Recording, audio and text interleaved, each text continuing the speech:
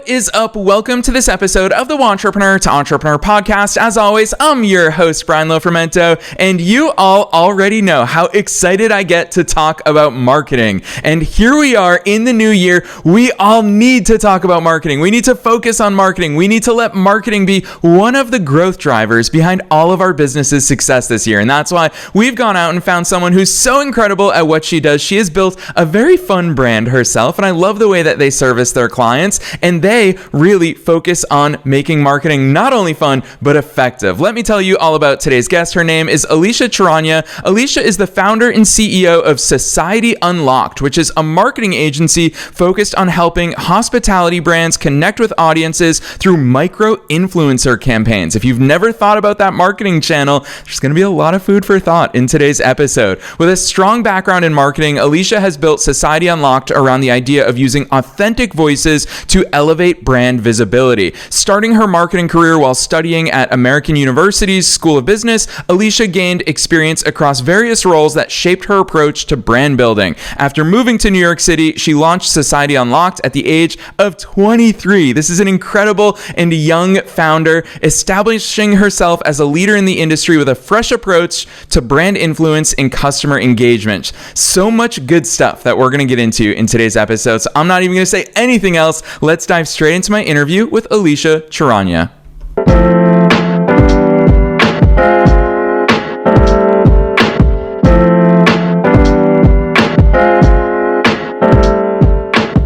All right, Alisha, I am so very excited that you're here with us today. First things first, welcome to the show. Thank you so much. I'm so excited to be here and so excited to share more about Society Unlocked and myself and just, get to know the audience a little bit.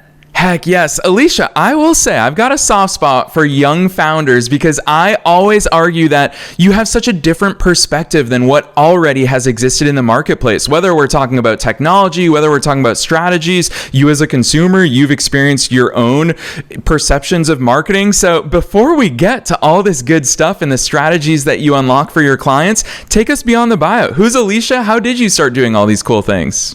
Yeah, awesome.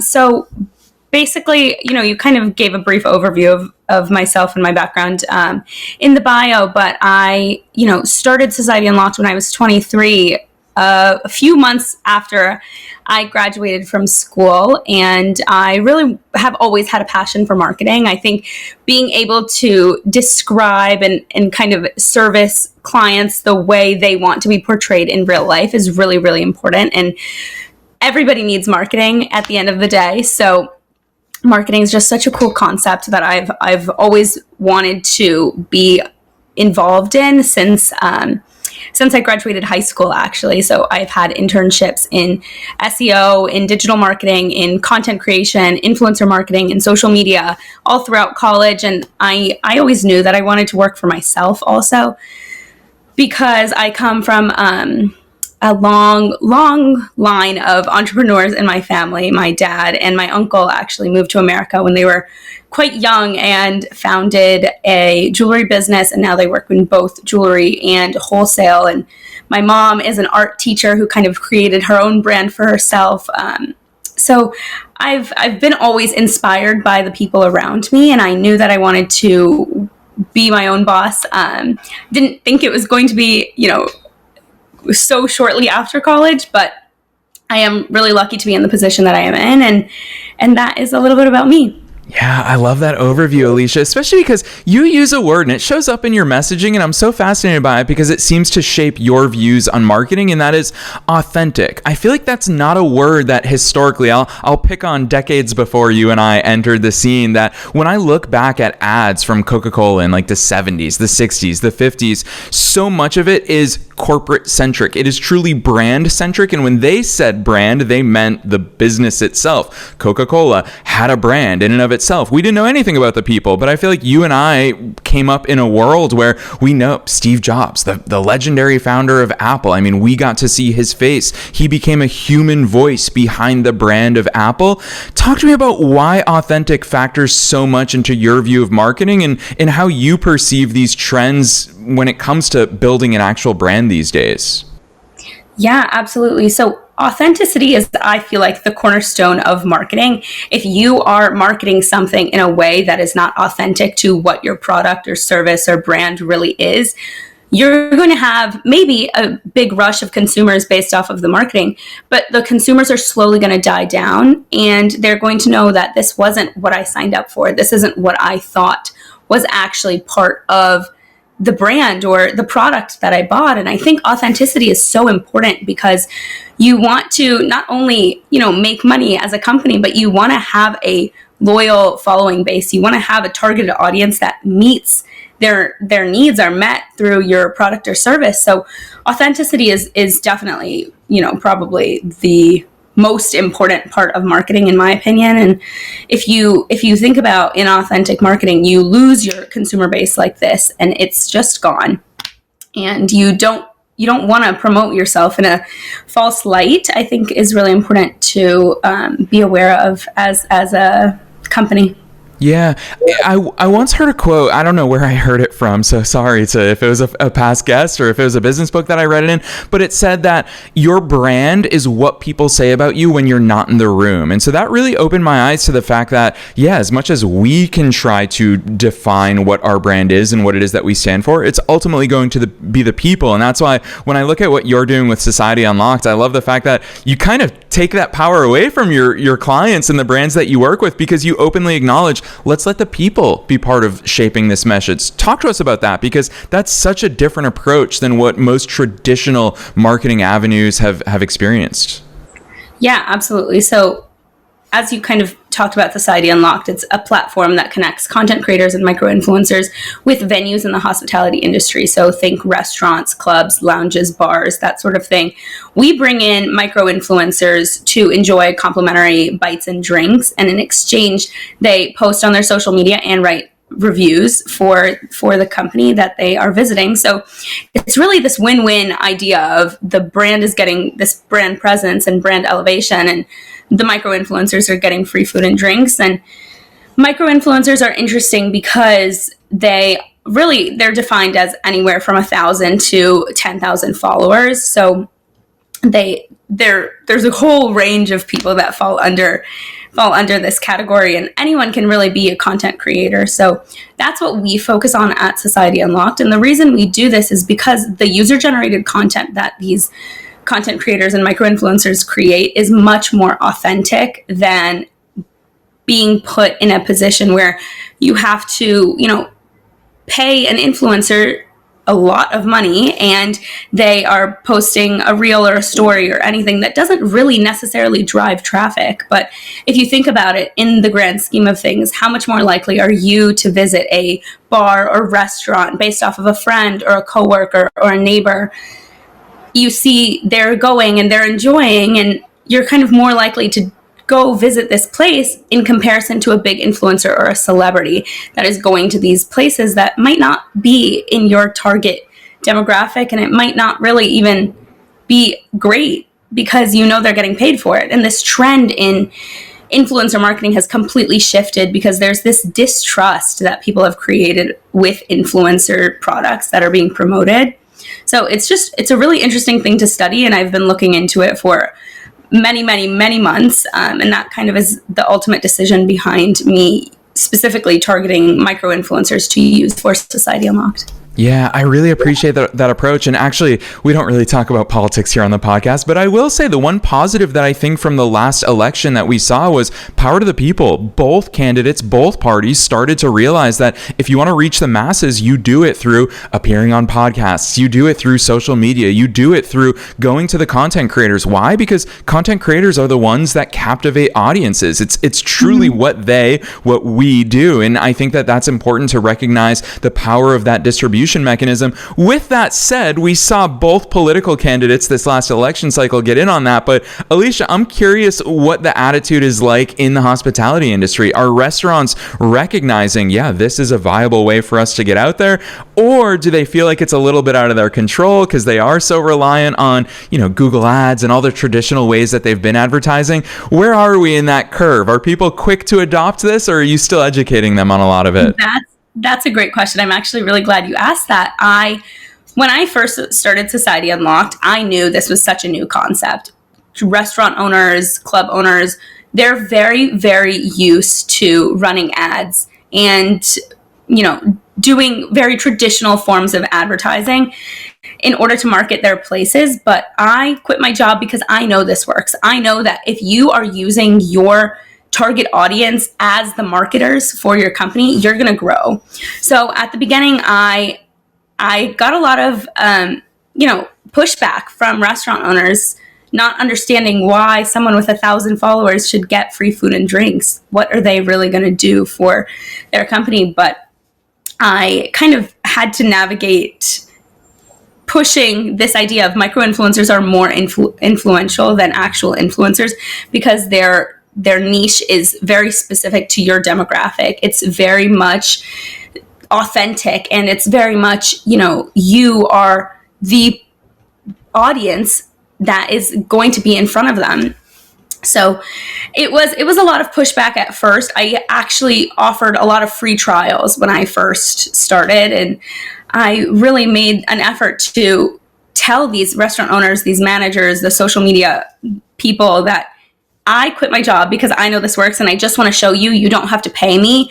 If you like the service, we can talk about moving forward, but this is a no strings attached kind of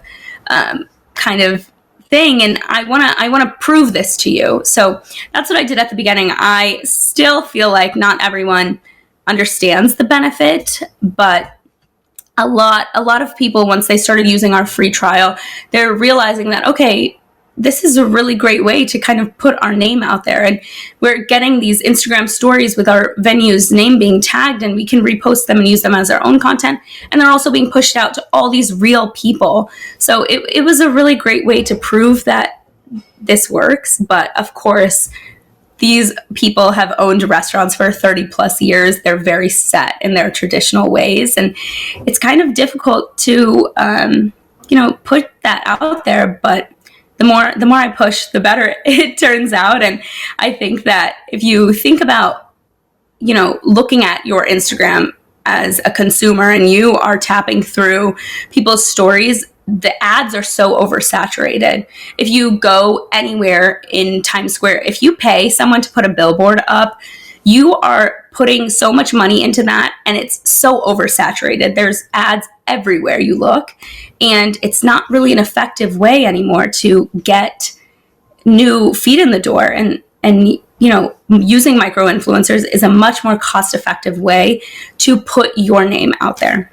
Yeah, really well said. And I think ad blindness is a real consideration this year, especially when it comes to our local geographic regions, is that we're used to seeing what our friends are tagging, where they're eating, where they're going for fun. And ads just don't capture that because we know, and it says big old sponsored on there. And also on a more national level, my local, for example, Alicia, I'll tell you this. One of the things that went viral here in Tampa, Florida recently is a bacon, egg, and cheese food truck. It's right around the corner from me. How's that brand ever going to compete with the 50 different national advertisers that I see in my newsfeed? They're not going to be able to. But when everyone started tagging it here in Tampa, all my friends, all these micro influencers that I follow just to find cool local things in Tampa, I didn't grow up here. This is the vehicle through which I learn about a new city for me. And so you're right. It's more effective than traditional ads, and it's cheaper. I think it's such a powerful way. So talk to us about that cost efficiency, because I feel like that's overlooked. When you talk about these restaurants saying, why am I going to give someone free food? In my head, where I go, just as a longtime marketer, is I'm thinking,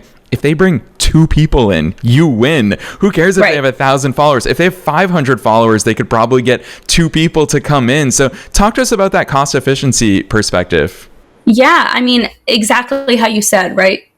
These micro influencers, if they even bring in 1 to 2 of their friends and come visit the same place they went on a Society Unlocked event, the venue that is bringing them in is actually making their money back. So the way, especially in the restaurant industry, it's such a low barrier to entry. The way Society Unlocked works is because your cost is really, the cost of the food and drinks. You barely have any loss at that. And especially because in the restaurant industry, the profit margins are so high, and especially in the drink aspect of things, like the profit margins are so high, there's so much room for that to be effective, rather than if you pay a big influencer thousands and thousands of dollars, how do you know that that's actually converting into leads and into new feet in the door? So it's definitely much more cost effective. And, these micro influencers are so much more relatable. They're so much more authentic, and they are really bringing in new customers. And even if they're not bringing in new customers immediately, they're building your brand awareness. They're building that brand presence for your venue, which is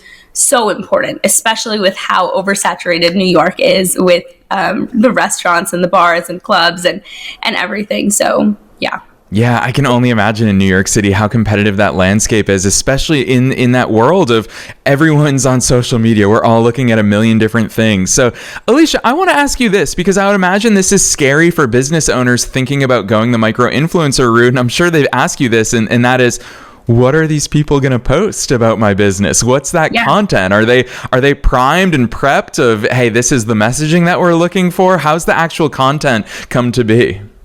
Yeah, so we actually offer our clients, if there's something specific they want to promote, we're happy to ask our micro influencers and our content creators to post specific things. But again, we have to use the disclaimer. These are real people. This is authentic posting.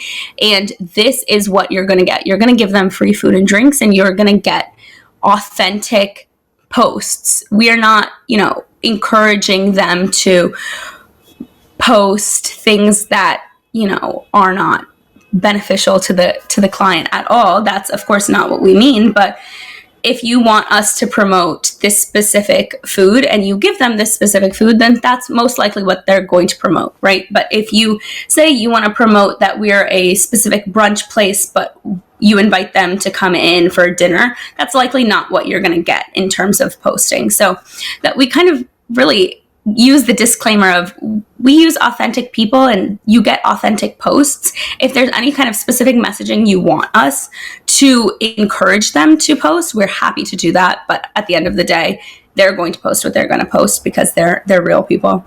Yeah, and I think, again, coming back to ad blindness, I think that the marketplace is smart enough at this point in 2025 that we recognize when people are pushing someone to say the same things, and that's something that we as consumers, it's just, we are the social media generation, and we can spot that from a million miles away. Alicia, I want to ask you about industry, because it's fascinating to me. I see it firsthand as a consumer as well when I scroll through Instagram. The hospitality industry seems like it's made for this type of stuff, whether it's travel locations, excursions, food, beverage, all these things that you've talked about. Does this go beyond that, or is that the most perfect industry for it? I'd love to hear your industry thoughts on it. Yeah, that's a great question. I think that this service can really be used in almost any industry, right?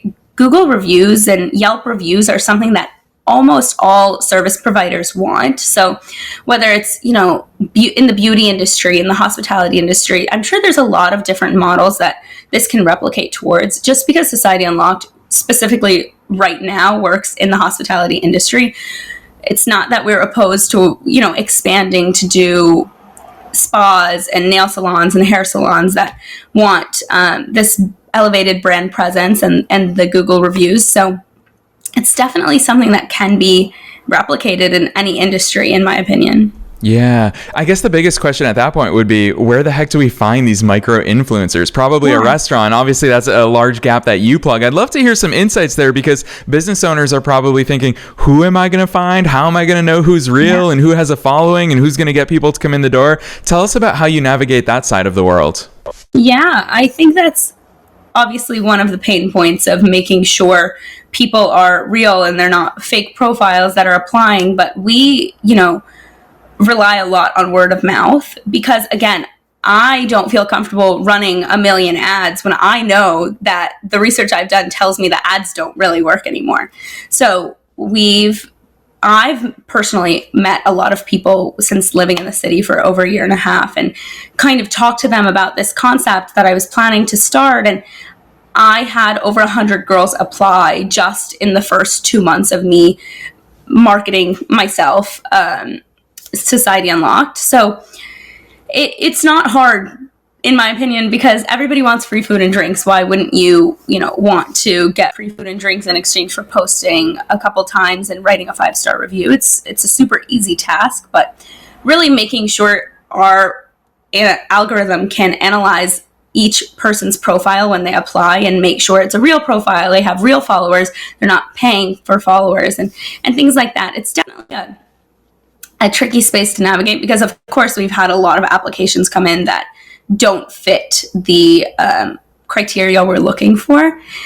And unfortunately, at that time, we wouldn't accept those people. So it's definitely a challenge. But again, I think growing word of mouth when girls are getting free food and drinks and they're coming in to be content creators and micro-influencers for Society Unlocked, they're spreading that word to their friends and they're having their friends apply. And then they're, attending these events as friend groups, and it becomes a lot of fun. So it's a challenge, but it's not that big of a challenge. Yeah, Alicia, I'm going to interject there that it's easy for you. And that's obviously a very important gap that Society Unlocked plugs in the marketplace. So super grateful for the work that you're doing. And it's really cool because you've recognized, this is what I really admire about your business, is you've recognized both sides of that coin. As you've said, I want to build this network of trusted and authentic micro influencers. And really, I mean, it's partially just matchmaking. You're finding those clients that it makes sense. You already revealed the big spoiler alert, which is it's a win-win-win. Everybody wins in this equation. So I absolutely love hearing about the work that you're doing. I want to transition a little bit and talk to you not only as the founder of Society Unlocked, but also as a fellow entrepreneur. You talk about the fact that you knew you wanted to work for yourself. You quit your job, Alicia, and you went all in. What did that look like? What were those considerations for you to say, okay, now's the time. I'm actually going to do this. I'm going to take it seriously and do it full time? Yeah, that's a great question.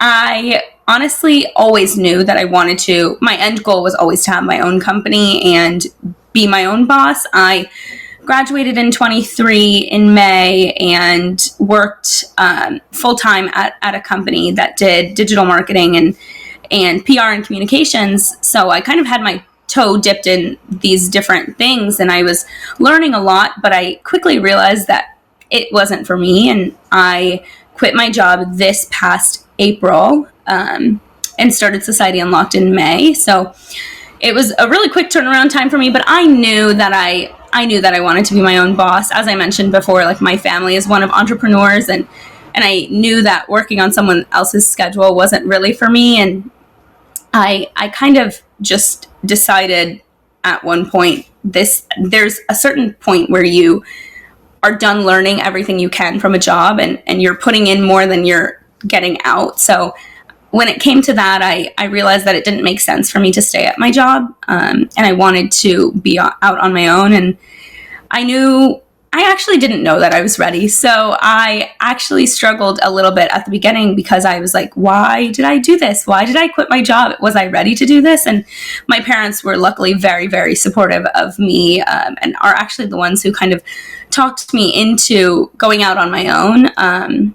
So I'm really, really grateful for my family that was there for me. But I didn't have the perfect time. I didn't have, the right timing and the right everything lined up. It was really just more of I needed to take the plunge, and I did, and I'm so grateful that I did. But it's definitely been a journey, and it's going to continue with the ups and downs. So I think that's the most important thing to remember, is that it's never going to be a perfect opportunity. It's more of what you create in order to make it the perfect opportunity for yourself.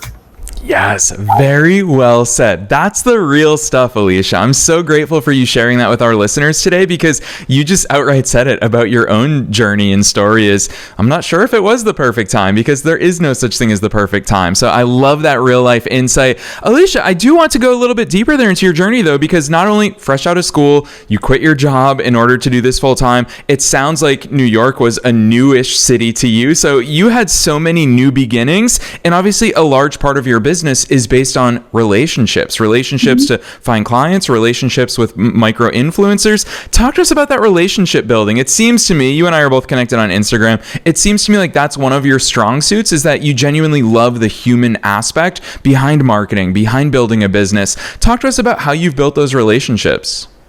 Yeah, absolutely. I think for me, I've always liked putting myself in uncomfortable situations, and I've always enjoyed pushing myself in that aspect. So when I first moved to New York, I obviously, it was a new city for me and I knew people here and there, but I didn't have very many friends. So I did a lot of things by myself. And I think that is not really the hard part. It's sometimes easy for people to just go do things they want to do by themselves. But what really made me uncomfortable was just talking to people and networking. And I really put myself in a lot of situations where I just went and I just tried to talk to 5 new people in different settings. So I would go to, restaurants alone. I would go to bars and clubs alone, and with the intent of, okay, let me make some good girlfriends and really try to find out why New York is so fun. Why does everybody love New York so much? What's so great about this city? And there was a lot I got to do alone, and a lot of uncomfortable positions I put myself in, but I grew so much from them. And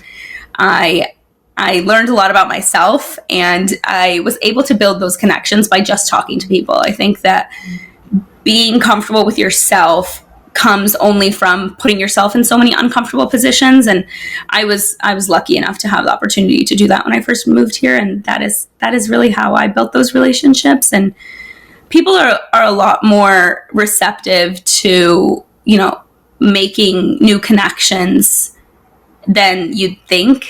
People are not as standoffish as I first imagined them to be. So I think that when I just, put on my brave face, was really friendly and tried to get to know as many people as I could, it was really rewarding. And I was able to build connections with micro-influencers, content creators, and people in the hospitality industry in general that turned into long-term connections. So just putting myself in uncomfortable situations, I think, was the main thing that I did. Yeah, it's important, not just business advice, but life advice. The only way that we're ever going to find comfort in that discomfort is by being in those situations. You don't get better at something by not doing it. So I love those real life stories, Alicia. I can relate to your story in so many ways. I moved from Boston to Los Angeles in my mid-20s, and I was in a brand new city. And just like you, one of the greatest cities in the entire world, and trying to make my way through it socially, business-wise, understanding all the fun things that are available to do, which is why I want to put you on the spot here and ask you about how you structure your weeks, because you not only are taking in that new city and living the life of a 20-something-year-old in one of the biggest and best cities in the world, but you're also building your business. So what does that look like? How are you shaping your weeks? How are you thinking about short-term and long-term strategy? Give us that CEO's hat on, Alicia. Yeah, sure. So I think what really helped me with this was having many different jobs throughout college and right after college, and being on someone else's schedule for such a long time. It gave me that discipline to make sure, okay, I need to do this at this time for this person, and I need to be here at this time. So being able to be on someone else's schedule definitely gave me that discipline. But when I quit my job, I realized that I needed to structure my day all by myself, right? So I could wake up at noon if I wanted to and kind of la-di-da all day and get my work done and here and there and do whatever I wanted. But I don't think I'm personally the kind of person that could do that. I think that if people can get their work done and wake up at noon, that's great. But there's so many things I need to do before the sun comes up. So I actually am doing a 75 hard challenge right now, where you do 2 workouts a day, 45 minutes each, and there's a bunch of different challenges in them, and you drink a gallon of water a day, and you read 10 pages of a book. So I find that putting myself in situations where I have to really be really disciplined helps me keep myself on my toes. So my daily schedule really looks like waking up around 5:30, doing my first workout at 6, and then I'm home and in front of my computer by around 8. And I structure my day kind of in 2 parts. So my first half of my day is really prepping for everything I need to do in the day and making sure I have all of my ducks in a row. And then kind of halfway through the day, I do my second workout because I need something to break up the day. And then I will schedule all of my meetings usually in the afternoon. And then I do a lot of reaching out to potential clients and setting up meetings with them in the late afternoon, because I find that's the best schedule for the hospitality industry specifically. So that's pretty much how my day looks. I try to sleep early also, because I feel like if I don't, then I can't wake up in the morning and do all of my challenges for the day. So it's definitely helpful to have something to break up the day, and also have different things I need to hit throughout the day, like my 2 workouts and my gallon of water. So, yeah. Alicia, I'm glad that you called that out as part of 75 Hard. I always find I don't drink, so that part of 75 Hard comes naturally to me, but a gallon of water a day, I just find myself constantly needing to be near a bathroom because it's inevitable drinking a gallon. Yes, it definitely is. The gallon is quite a challenge, but I'm on, I think, day like 52 right now, and I will end probably beginning of January, and then I'll probably just restart because I'm just having a great time and it's keeping me so disciplined. So I'm loving it. That's amazing. Alicia, even in these stories that you're sharing with us today, I feel like there's so many important takeaways for all of us. Obviously, we're talking about the micro-influencer marketing strategy, but this is also the real life behind the scenes of an everyday entrepreneur. So I so appreciate these, but it also means I have no idea how you're going to answer this last question because you've already dropped so many nuggets of knowledge on us today. And my last question is, what's your one best piece of advice? That one takeaway, knowing that we're being listened to by entrepreneurs and entrepreneurs at all different stages of their own business journeys. What's that one thing that you want to leave them with today? Yeah, I think that I think I kind of mentioned this, that taking the plunge, like just because you're not ready doesn't mean you're not actually ready. You might feel like you're not ready, but I think the important part to remember there is if you're interested in becoming an entrepreneur and, building this life for yourself, that you really can get this financial freedom that you might be so longing for. I think you really just have to take the plunge and you just have to do it, and everything else will fall into place as you work hard and have that discipline, and everything, I think, always works out in the end. So it's really important to just do it, just dive right in. And that's, I think, my advice to people. Yeah, Alicia, I want to call this out because I so appreciate it about your perspective. It's not just what I'm hearing from you here today is not just about taking the plunge, but you seem to have such an open recognition of there is no such thing as feeling ready. And so I really hope, listeners, I hope that that's part of Alicia's story that you take with you from today's episode, is that acceptance that it's never going to come. If that's what you're waiting for, well, then heed Alicia's advice, take the plunge, because quite frankly, you're never going to feel ready. And that's just something that we've all gone through. So Alicia, I've so loved hearing your stories and your perspectives as you grow your own business and really change the face of marketing, because I think here in 2025, this is going to be a consistent theme. It's going to change in so many different ways. So for everyone who's in New York, and I know that you think big and you've got expansion plans along the way, drop those links on us. Where should listeners go from here? Yeah, you can check out our website at www.societyunlocked.com or check us out on Instagram or TikTok at societyunlocked.nyc. So I hope that everyone enjoyed this episode, because I definitely really did. Thanks so much, Brian, for having me on. Yes, thank you, Alicia. And listeners, you already know the drill. We're making it as easy as possible for you to find all of those links down below. Super easy to find Alicia's website. It's societyunlocked.com. I want to invite you guys, check it out. Whether you live in the New York City area or not, you'll see how much passion Alicia and her team put behind the brand that they're building, the work that they do, the value that they bring to the marketplace. So definitely check those links out down below in the show notes. We're also linking to her social accounts for all of Society Unlocked across all the different platforms. So definitely check that out. Otherwise, Alicia, on behalf of myself and all the listeners worldwide, thanks so much for coming on the show today. Thanks so much for having me.